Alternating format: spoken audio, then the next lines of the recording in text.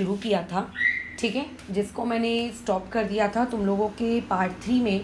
तो अभी हम उसी चीज़ को देखो कंटिन्यू कर रहे हैं। तो ये हम लोगों का टाइप 4 है। कहने को तो अगर मैं बात करूँ तो ये टाइप 3 का ही एक्सटेंशन है, ठीक है। कि टाइप 3 वाले सवालों में ही अपन क्या कर रहे हैं, उसको थोड़ा और अच्छे से पढ़ रहे हैं। तो देखो सवाल किस तरीके से है हमारे पास।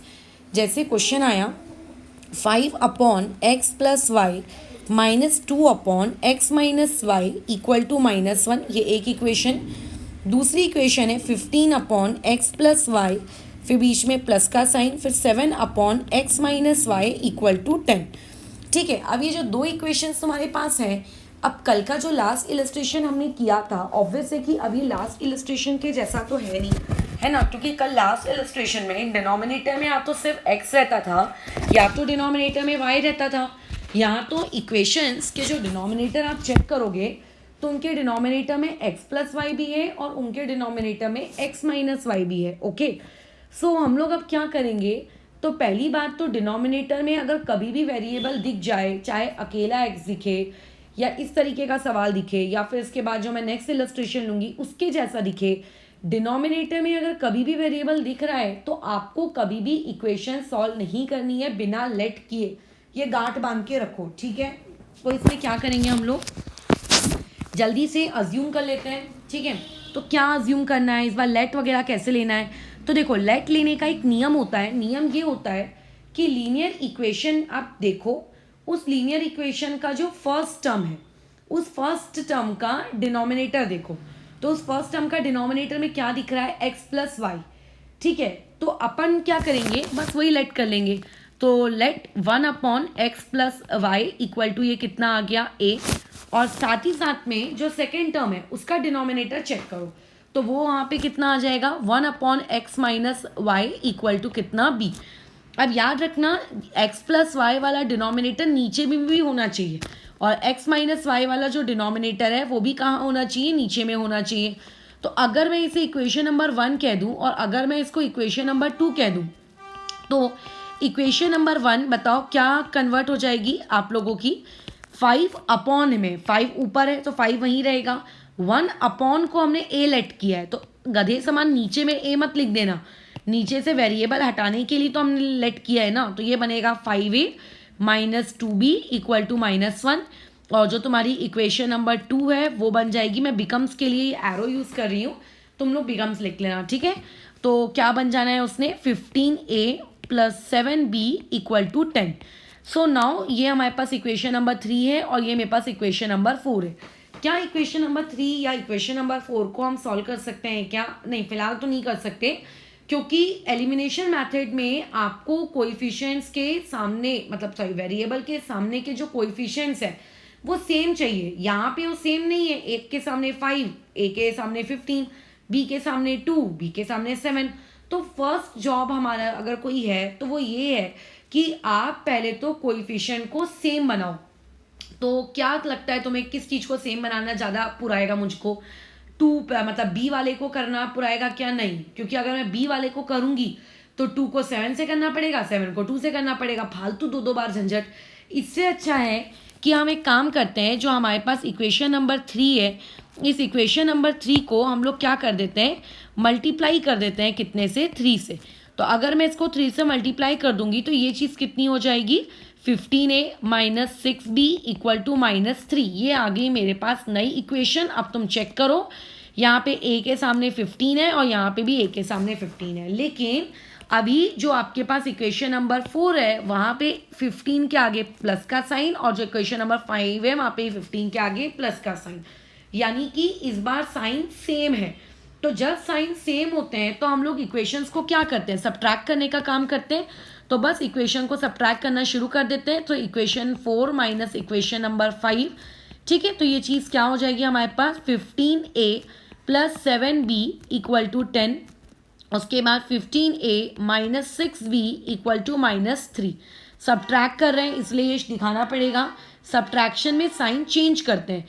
तो चलो साइन चेंज कर लेते हैं, यहाँ हो गया माइनस, यहाँ माइनस के बदले प्लस, यहाँ माइनस के बदले में प्लस। तो देखो क्या क्या कैंसिल हो गया, ये पूरा पार्ट आपका कैंसिल, +7b + 6b ये कितना हो जाएगा, 13b, और 10+3 ये भी हो गया 13। सो यहाँ से b की वैल्यू कितनी आ गई 1। अब b निकाल लिए हो तो a भी निकाल लो। तो b की वैल्यू जो 1 आई है उसको हम पुट कर लेते हैं। अब कहाँ पुट करना है वो तुम्हारी चॉइस है, ठीक है। तुम किसी भी इक्वेशन में पुट कर सकते हो, ज़रूरी नहीं है कि मैं जिस इक्वेशन में पुट कर रही हूँ तुम्हें भी उसी में पुट करना है, ठीक है। तुम इक्वेशन 5, इक्वेशन 4, इक्वेशन 3 कहीं भी पुट कर सकते हो, राइट। तो ऐसे केस में मैंने क्या किया, लेट्स से इक्वेशन नंबर 3 में पुट किया। तो जब मैं इक्वेशन नंबर 3 में पुट कर रही हूँ तो देखो वहाँ पे क्या लिखा है 5a माइनस 2b। तो b की जगह क्या आ गया 1, इक्वल टू में कितना है -1, ये इक्वल टू में -1। तो ये चीज़ कितनी हो जाएगी 5a माइनस 2 इक्वल टू -1। तो देयरफॉर यहाँ से 5a इक्वल टू कितना आएगा -1 + 2। सो यहाँ से अगर मैं सॉल्व कर लूँ तो a की वैल्यू मेरे पास निकल कर कितनी आती है 1/5। तो हमने a ढूंढ लिया, हमने b ढूंढ लिया। क्या हमारा काम खत्म हो गया? क्या नहीं, क्योंकि जो क्वेश्चंस आपको दिए थे उनके यहाँ जो ओरिजिनल वेरिएबल था वो ओरिजिनल वेरिएबल तो x और y था। तो आंसर तो मुझे x और y में निकालना चाहिए, a और b में थोड़ी ना निकाल के देना चाहिए। तो वापस से अब हम लोग क्या करेंगे, जो कल काम करते थे ना कि जो लेट किया है, लेट वाली जगह पर जाके a और b की वैल्यू पुट कर देते थे, वो वाला काम फिर से करेंगे, ठीक है। तो हमें पता है, ठीक है, वी नो दैट, क्या पता है कि 1/x + y किसके बराबर होता है a के, ठीक है। तो ना तो मुझे x की वैल्यू पता है ना तो y की, हाँ लेकिन a की वैल्यू पता है और a की वैल्यू है 1/5, ठीक है। 5 मत लिख देना, जो आया है वही लिखो 1/5। कई लोगों में ये चीज़ चेकिंग करते वक्त हम लोग देखते हैं कि कई लोग इसको इक्वल टू 5 लिख देते हैं। देखो अगर डिनोमिनेटर में 1 होना तो चलता है, उसको भूल भी जाओगे तो कोई दिक्कत नहीं है। लेकिन अगर 1 आपके न्यूमरेटर में है, ठीक है, तो आपको उसको रखना है 1/5 और 5 ये दोनों अलग है, ठीक है। 1/5 को 5 नहीं लिख सकते। तो यहाँ पे अगेन अब मैं रेसिप्रोकल कर दूंगी। तो x + y ऊपर चला गया, 1 नीचे आ गया, नीचे के डिनोमिनेटर 1 से कोई मतलब नहीं है। 5 ऊपर चला गया, 1 नीचे आ गया, अगेन नीचे आए हुए 1 से मुझे कोई मतलब नहीं है।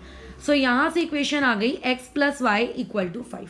वैसे ही 1/x - y ये क्या होता है, b होता है।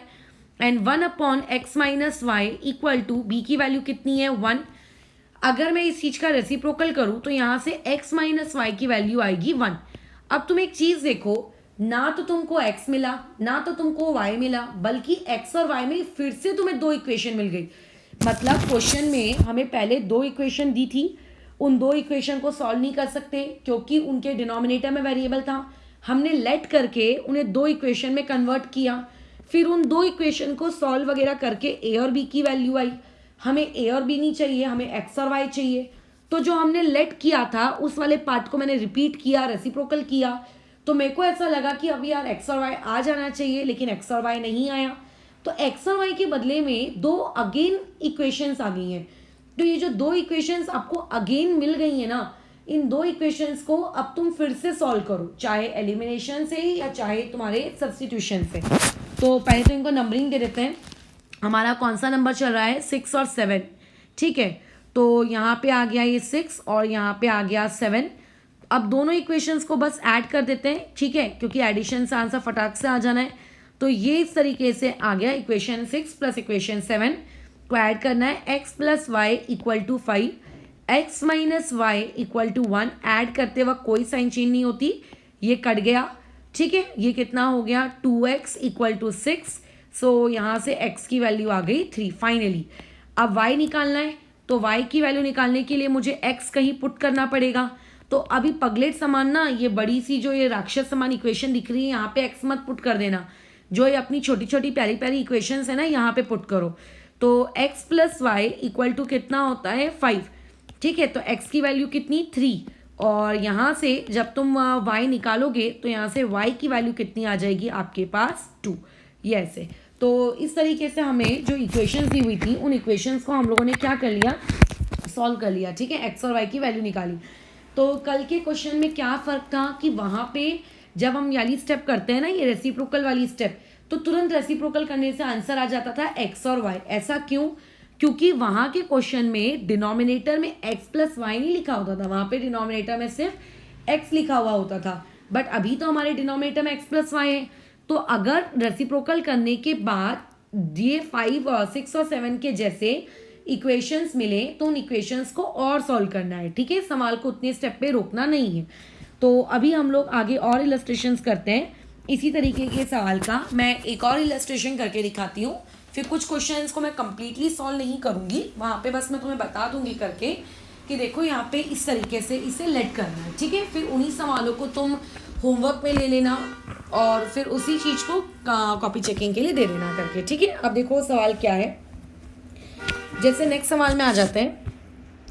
नेक्स्ट सवाल तुम्हें दिया हुआ है 1 अपॉन यहाँ पे 2, फिर ब्रैकेट में 2x प्लस 3y, फिर बीच में प्लस, फिर 12 अपॉन में यहाँ पे 7, फिर 3x minus 2y equal to 1/2, ये चीज़ दी हुई है। और नेक्स्ट 7 अपॉन फिर 2x प्लस 3y और बीच में प्लस 4 अपॉन में 3x minus 2y equal to में यहाँ कितना दिया हुआ है 2, ठीक है। तो इस तरीके से मेरे पास ये इक्वेशन दी हुई है। अब कैसा है, नंबर्स वहाँ कुछ भी हो सकते हैं, जहाँ अभी 3x लिखा है हो सकता है कल को वहाँ 5x हो जाए, ठीक है। तो नंबर्स कुछ भी आ सकते हैं, हमें बस अपना ये देखना है कि अच्छा ये वेरिएबल डिनोमिनेटर में है, और अगर डिनोमिनेटर में है तो बिना लेट किए सवाल को करना ही नहीं, ठीक है। तो सवाल को फटाफट लेट कर लो। अब द मोस्ट इंपॉर्टेंट टॉपिक यहाँ पे लेट किसको करें, तो देखो तुम्हारे पास पहली इक्वेशन है और तुम्हारे पास दूसरी इक्वेशन है, दोनों इक्वेशन के स्टार्टिंग के टर्म्स चेक करो, ठीक है, दोनों इक्वेशंस के स्टार्टिंग के टर्म्स। तो इस स्टार्टिंग के टर्म में देखो डिनोमिनेटर में लिखा है 2, फिर ब्रैकेट में लिखा है 2x प्लस 3y, और जो सेकेंड इक्वेशन का स्टार्टिंग का टर्म है उसमें क्या लिखा है 2x प्लस 3y। तो दोनों टर्म्स में कॉमन क्या है, दोनों टर्म्स में कॉमन चीज़ क्या है, दोनों टर्म में कॉमन है ये 2x प्लस 3y, ठीक है, ये कॉमन है बराबर दोनों के पास है। ये ऊपर वाली इक्वेशन में 2 है बट नीचे वाली इक्वेशन में 2 नहीं है ना, तो जो दोनों में कॉमन है ना उसको लेट कर लो। तो लेट क्या आ जाएगा 1 अपॉन 2x प्लस 3y, ये कितना ले लिया हम लोगों ने a, और वैसे ही इसमें बताओ दोनों में सेम क्या है 3x माइनस 2y, तो 1 upon 3x minus 2y equal to यहाँ पे कितना आ गया b, ठीक है। इस तरीके से हमने लेट कर लिया। तो ये तुम्हारे पास इक्वेशन 1, ये हो गई इक्वेशन नंबर 2। तो लेट करने के बाद इक्वेशन नंबर 1 और इक्वेशन नंबर 2 क्या हो जाएंगी, चेंज हो जाएंगी। तो हमें अब वो चेंज होने के बाद की इक्वेशन लिखनी है। तो देखो आपका जो ऊपर में तो a आ जाएगा, नीचे में 2 रहेगा, प्लस 12 ऊपर 7 नीचे, लेकिन b कहाँ रहेगा ऊपर, इक्वल टू 1/2। अब ये बात मैं पहले भी बता चुकी हूँ कि फ्रैक्शन में हमें कभी भी क्वेश्चन सॉल्व नहीं करना है, तो इसको सिंप्लीफाई करो क्रॉस मल्टीप्लाई से, 7a प्लस 24b डिनोमिनेटर में आ जाएगा 14 इक्वल टू 1/2। अब तुम बताओ ये जो 14 या डिवाइड में है यहाँ आकर मल्टीप्लाई में हो जाएगा, और जब 14 अपॉन 2 तो यानी कि वो चीज़ कट कर कितनी हो जाएगी 7, ठीक है। 14 अपॉन 2 क्रिएट होगा, फिर 2 1 और 2 7 14, ये यहाँ से बना ली मैंने इक्वेशन नंबर 3। ये मैंने इक्वेशन 1 को कन्वर्ट किया तो बना, अब इक्वेशन नंबर 2 को कन्वर्ट करेंगे तो क्या होगा, देखो 7 ऊपर है, ऊपर ही रहने दो, तो वो बन जाएगा 7a, उसके बाद क्या लिखा है प्लस 4b इक्वल टू 2, तो 7a plus 4b equal to 2, this is my equation number 4। पहले तो ये देखो क्या तुम इक्वेशन नंबर 3 या इक्वेशन नंबर 4 को सॉल्व कर सकते हो क्या, तो हाँ ये सॉल्व हो सकता है, क्योंकि यहाँ पे a के सामने का कोएफिशिएंट भी 7 है और यहाँ पे भी a के सामने का कोएफिशिएंट 7 है, ठीक है। लेकिन ऐड करेंगे कि सब्ट्रैक्ट करेंगे वो डिपेंड करता है साइन पर। अगर उन दोनों की साइन सेम है तो आप सब्ट्रैक्ट करोगे, और अगर डिफरेंट है तो ऐड। तो यहाँ पे 7 के आगे कुछ नहीं है यानी कि प्लस, और यहाँ पे 7 के आगे कुछ नहीं है यानी कि प्लस। तो बताओ इसमें क्या करना चाहिए, हमें दोनों इक्वेशंस को उठाकर सब्ट्रैक्ट कर देना चाहिए इस तरीके से, ठीक है। तो ये हो जाएगा 7a plus 24b equal to 7, फिर 7a plus 4b equal to यहाँ पे 2, सब्ट्रैक्शन का सिंबल, उसके बाद लेकिन साइन चेंज करनी ही पड़ती है। तो इस 7 के आगे कुछ नहीं है मतलब प्लस, तो साइन चेंज करने पे माइनस, यहाँ पे भी माइनस, इस 2 के आगे कुछ नहीं है यानी कि प्लस, और साइन चेंज करने के बाद माइनस। तो देखो ये पार्ट कट गया, 24 में से 4b गया तो ये कितना हो जाएगा 20b, और 7 में से यहाँ 2 गया तो ये हो जाएगा 5, सो b की वैल्यू आएगी 5/20। फ्रैक्शन को अगर मैं और सिंप्लीफाई कर दूँ तो ये आ गया 1/4। सो यहाँ से b की वैल्यू निकली। अब b निकलने के बाद मुझे ऑब्वियस है b को किसी ना किसी इक्वेशन में पुट करना पड़ेगा ताकि हम लोग a निकाल सकें। अब देखो किस इक्वेशन में पुट करते हैं, 3 में भी पुट कर सकते हो, 4 में भी पुट कर सकते हो। तो मैंने पुट कर लिया लेट से 3 में, तो 3 वाली इक्वेशन क्या है 7a, फिर बीच में प्लस है, फिर 24 है, फिर b है, तो b कितना है 1/4, फिर इक्वल टू में कितना है 7। अब देखो क्या कैंसिलेशन हो रहा है, ये वाली चीज़ कैंसिल होगी, तो 7a प्लस 6 इक्वल टू 7, तो यहाँ से 7a equal to 1, therefore a की वैल्यू यहाँ से कितनी आ गई 1/7। ठीक है, तो ये a और b निकल गया। बट क्या a और b निकालना है क्या, हमें नहीं, हमें तो x और y निकालना है। सो x और y को निकालने के लिए क्या करते हैं, जो हमने लेट किया है ना उसी लेट के पास वापस जाते हैं और वहाँ पे a और b की वैल्यू को पुट कर देते हैं। अब देखो लेट क्या किया है मैंने क्वेश्चन में, लेट हमने ये किया है कि 1/2x प्लस 3y, ठीक है, कितना हो जाएगा आपका a। ओके, तो आप लिख दो जरा उसको 1/, ठीक है, we know that 1/2x plus 3y equal to a। अभी a की वैल्यू तो मैं जानती हूँ कितनी है, a की वैल्यू है आपके पास 1/7, तो 1/2x प्लस 3y, यहाँ a की जगह आ गया 1/7, रेसिप्रोकल कर दो तो ये चीज़ कितनी हो जाएगी 2x plus 3y equal to 7। ठीक है, क्या x और y मिला क्या, नहीं, तो इसका मतलब अगेन सॉल्व करना पड़ेगा। तो हमने तो एक और लेट किया है ना, वो वाला लेट क्या है 1/3x minus 2y equal to b। एक बार मैं चेक कर लेती हूँ कि सही लिखा है क्या, हाँ वही है। तो अभी b की वैल्यू यहाँ से हमारे पास कितनी आ गई है, वो वाली चीज़ देखो, b की वैल्यू हमने कैलकुलेट की थी 1/4, तो यहाँ आई 1/4। उसके बाद तुम रेसिप्रोकल कर दो तो 3x minus 2y equal to 4। तो ये आपके पास एक इक्वेशन, ठीक है, ये तुम्हारे पास एक इक्वेशन, ये 5वां नंबर और ये 6वां नंबर। अब इन्हें सॉल्व करते हैं। ठीक है, तो अब इन्हें जब सॉल्व करने जाओगे तो तुम ये देखो कि सॉल्व नहीं हो सकते क्योंकि इन दोनों के अगेन कोएफिशिएंट सेम नहीं है। अब ना वो देखो चॉइस तुम्हारी है कि तुम इन इक्वेशंस को मल्टीप्लाई करके इनके कोएफिशिएंट सेम बनाना चाहते हो कि सब्स्टिट्यूशन करना चाहते हो, या फिर अगेन मैंने कल जो टाइप 2 बताया था उसके हिसाब से करना चाहते हो। क्योंकि देखो पहले x के आगे 2 था, फिर वो 2 कहाँ चला गया y के पास, और जो 3 पहले y के पास था वो कहाँ आ गया x के पास, है ना। ये आपके इंटरचेंज हो गए हैं डिजिट्स, जो x का था वो y के पास चला गया, जो y का है वो x के पास आ गया। तो जब इस तरीके से इंटरचेंज हो जाते हैं डिजिट, तो उन्हें सॉल्व करने के लिए हम लोग टाइप 2 यूज़ करते हैं। टाइप 2 बताया है कैसे करते हैं, कुछ नहीं करना होता है, एक बार जो इन इक्वेशंस को सॉल्व करना है उनको एक बार ऐड भी कर लो और उनको एक बार सब्ट्रैक्ट भी कर लो। ठीक है, तो 2x plus 3y equal to 7 और 3x minus 2y equal to 4। तुम चाहो तो उसको सब्स्टिट्यूशन से सॉल्व कर सकते हो। हाँ, तो यहाँ पे जब तुमने इनको ऐड किया तो ऐड करने पर ये वाली चीज़ कितनी हो गई तुम्हारे पास, ये आ गया 5x माइनस यहाँ पे आ जाएगा प्लस y और इक्वल टू में 11। अरे यहाँ से तो कुछ कॉमन वॉमन निकल नहीं रहा है, तो कॉमन नहीं निकल रहा है, रहने दो, फालतू की खिचड़ी मच जाएगी और मुझे सॉल्व करना पड़ेगा। इससे बेटर तो है कि मैं सब्स्टिट्यूशन ही कर लूँ। तो यहाँ पे चलो मैंने सब्स्टिट्यूशन को अप्लाई कर लिया। ठीक है, क्यों मैंने वाली मेथड रिजेक्ट की, क्योंकि जब भी हम लोग वो ऐड या सब्ट्रैक्ट करते थे कुछ ना कुछ कॉमन निकलता था तो वो अच्छा लगता था, इसमें कुछ निकल ही नहीं रहा है। चलो जान दो, इसमें ऐड और सब्ट्रैक्ट छोड़ो, डायरेक्ट सब्स्टिट्यूशन में कर लेती हूँ। तो यहाँ से अगर मैं सब्स्टिट्यूट करूँगी तो 3y equal to 7 minus 2x लिख सकते हैं। फिर देयरफॉर y की वैल्यू यहाँ से कितनी आएगी 7 माइनस 2x अपॉन 3।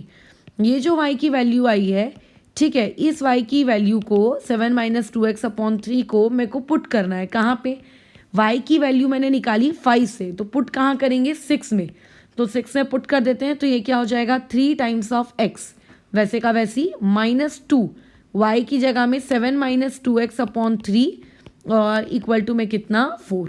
ठीक है, तो ये हो गया 3x, 2 से मल्टीप्लाई कर देते हैं तो ये हो गया आपका 14 माइनस 4x अपॉन में 3 इक्वल टू 4। अब देखो हमें ना ये फ्रैक्शन नहीं चाहिए, तुम्हें अगर ये डिनोमिनेटर से 3 हटाना है तो इस पूरी की पूरी इक्वेशन को 3 से मल्टीप्लाई कर दो। अगर डिनोमिनेटर से 3 हटाना है तो पूरी इक्वेशन को 3 से मल्टीप्लाई करो। तो जब तुम पूरी इक्वेशन को 3 से मल्टीप्लाई करोगे यहाँ पे तो ये कितना हो जाएगा 9x। अब जब इसको 3 से मल्टीप्लाई करने आओगे तो ये वाला 3 और ये वाला 3 तो गया ना। ठीक है, तो इसका मतलब आपको डिनोमिनेटर से वो चीज़ गायब हो गई, तो वहाँ पे सिर्फ क्या बचेगा माइनस 14 माइनस 4x। ब्रैकेट मैंने क्यों, अच्छा इसको भी मल्टीप्लाई करना है, ब्रैकेट मैंने क्यों दिया है क्योंकि माइनस साइन है ना, माइनस साइन क्या कर देगी ये इस तरीके से उसको चेंज कर देगी। ठीक है। तो अभी इसका सोल्यूशन 9 और ये 4, ये कितना हो गया 13x, और इसको मैं वहाँ भेज दूँ तो ये हो गया +14, तो 13x इक्वल टू कितना आ गया 26। तो यहाँ से x की वैल्यू आ गई 2। तो अब मुझे y निकालना है, तो y निकालने के लिए क्या करते हैं, कहीं ना कहीं x इक्वल टू 2 हम लोग पुट कर देते हैं। तो कहाँ पुट करें, यहीं पे पुट कर दो इस इक्वेशन नंबर 5 में, ठीक है। तो इक्वेशन नंबर 5 है 2x, तो 2 वैसे का वैसी, x भी 2 है, प्लस 3y इक्वल टू 7। तो ये हो जाएगा 3y इक्वल टू 7 माइनस 4, तो 3y इक्वल टू आ गया 3, देयरफॉर y की वैल्यू आ गई 1। ठीक है। तो इस तरीके से ये सवाल तुम्हें अटेम्प्ट करने रहेंगे। ठीक है, मैं बाकी अभी क्वेश्चंस दे रही हूँ, उन क्वेश्चंस में भी तुम्हें लेट करके ही सवालों को अटेम्प्ट करना है। अगेन तुम्हारी बुक के ही सवाल है। ठीक है, तो देखो अब इसको किस तरीके से करोगे। जैसे मान लेते हैं तुम्हारे पास ये चीज़ आ गई इस तरीके से, एक मिनट का, यहाँ पे क्वेश्चन दिया है मैंने 7/2x + 1, ठीक है, और +13/y + 2 और इक्वल टू 27। इसके साथ में इसका एक पेयर, वो क्या होगा 13/2x + 1 + 7/y + 2 इक्वल टू 33।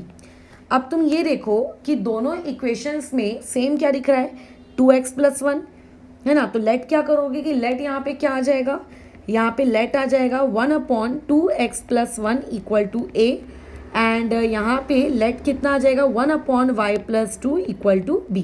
ठीक है, अब आगे कर लेना इस चीज़ को। ठीक है, नेक्स्ट क्वेश्चन क्या है तुम्हारे पास, ये चीज़ दी हुई है 1/, अच्छा ये तो करवाया है कि मैंने, नहीं ये वाला मैंने नहीं करवाया, 1/2 ब्रैकेट में 3x + 4y, ठीक है, और उसके बाद प्लस 1/ यहाँ पे 5 अगर नीचे है ना तो नीचे ही रहने देना, इक्वल टू ये 1/4, और इसके साथ इसका पार्टनर है 5/3x + 4y minus 2/2x - 3y equal to -3/2। अब देखो 3x + 4y 3x + 4y, 2x - 3y 2x - 3y। ठीक है, तो यहाँ पे हम लोग लेट क्या करेंगे कि late 1/3x + 4y equal to कितना आ जाएगा आपका a, एंड यहाँ से 1/2x - 3y इक्वल टू कितना आ जाएगा b। ठीक है, तो अब ये वाली चीज़ अटेम्प्ट कर लेना, इसमें अभी कोई दिक्कत नहीं होनी चाहिए करके कि लेट वाले सवाल क्योंकि मैंने एक्सप्लेन कर दिए हैं।